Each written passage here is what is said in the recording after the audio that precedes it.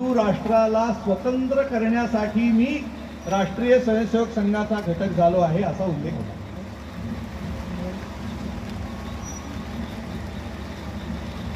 स्वातंत्र्य मिळवण्यासाठी संघटन आवश्यक आहे।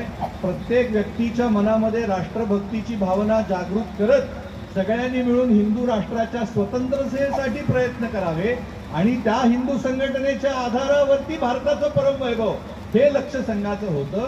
त्यामुळे एका अर्थाने संघाची स्थापनाच हिंदू राष्ट्राच्या स्वतंत्रतेसाठी सुरुवातीला झालेली आहे। हिंदू संघटनेच्या आधारावरती हिंदू स्वतंत्रता, फक्त स्वाधीनता मिळवून चालणार नाही, तर ते स्वाधीनता टिकवण्यासाठी संघटन आवश्यक आहे अशी एक वेगळी विचारधारा घेऊन स्वातंत्र्यासाठी प्रयत्न संघाने केले। अशा या 100 वर्षाच्या कृती आराखड्याचा एक धावता आढावा थोडक्यामध्ये आज आपण घेण्याचा प्रयत्न करू। त्या धावत्या आढाव्यामध्ये आपल्या समोर 7